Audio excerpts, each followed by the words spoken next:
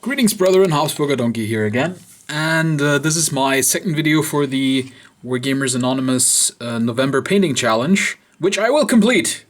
I'm sure of it. I do still have like over a week, and as you can see, they are already mostly finished. I know the last time I made a video was a while ago, probably at least a week. I haven't actually done very much to these though. I spent maybe 2 hours in total doing all of this. Because, as I said, it's a speed painting technique. It's supposed to go real quick, and maybe one of these days I'll actually have a few days where I can just paint something, and then you'll see how quick that stuff actually goes. Because, as I said, this from last time you've seen them, from when I showed you how to do the glazing bit. This is at most 2 hours. Like, there's really not that much that went into these. Especially because these are so simple. So what I did is, I just completed the process that I had already showed you with different paints. I decided to go for, I continued on with the track primer over the whole lot. And then I also chose a red. I mixed this from Vallejo model color black red and dark red. So as you can see, it's a pretty bright red. So you do have to go quite dark on the colors if you want something a bit more vibrant. Otherwise, they go pretty light. Then this is actually not a blue. As blue as this looks, it's a blue gray. I think it's I want to say it's Luftwaffe gray or something like that from Vallejo model color. I don't think I have it around anymore. But yeah, it was some kind of bluish gray, and that ended up with this sort of pale blue. You can see it better on this one's dress.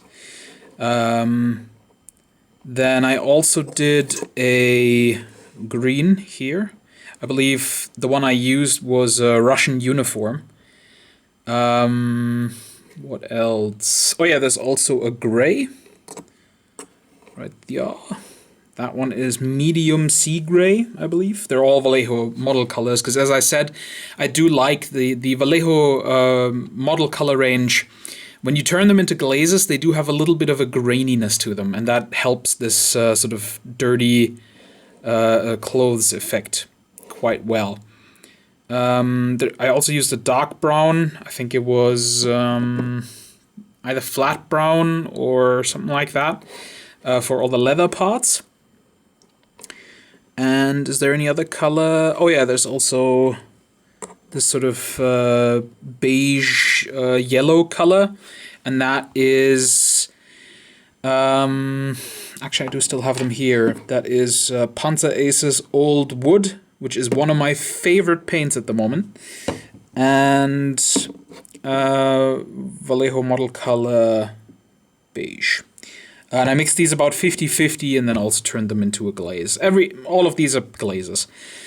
Yeah, and as you can see, they look fine already. I mean, I could just base them up as they are, and I think they would turn out just fine.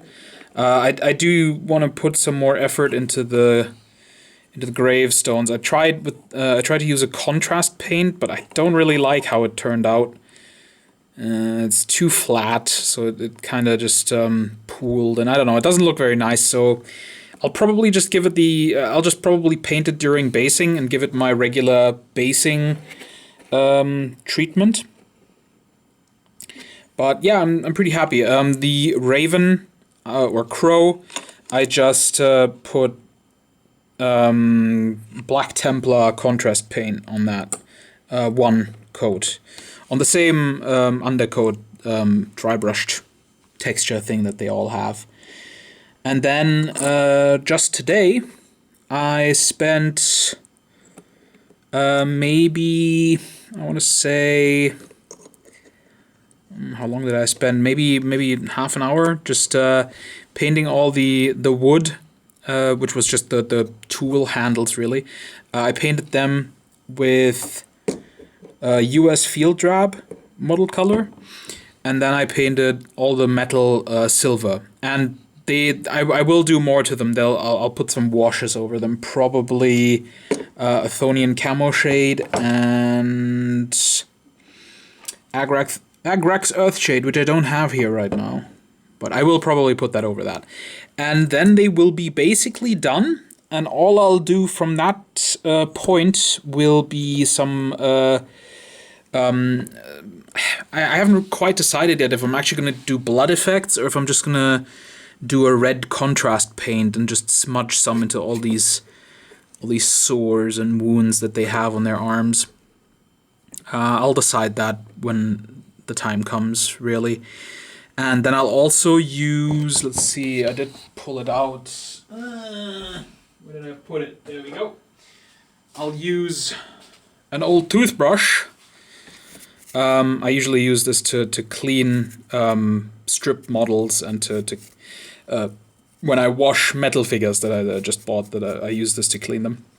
And it's a slightly harder toothbrush. You can see harder bristles, and I'll dip that into about the same paint consistency that I used for the glazes, and then just give them some flicks like that of the paint, and that'll just do some dirt smudges and dirt spatter on them. I want them to look a little bit more drab than this. They did end up being a bit colorful. Also, I found out that Oathmark doesn't actually have any zombies, so these will be stand-ins for ghouls, which is I don't know. I don't think they're gonna make a great stand-in for ghouls, because the ghouls in Oathmark seem to be quite fast and nippy.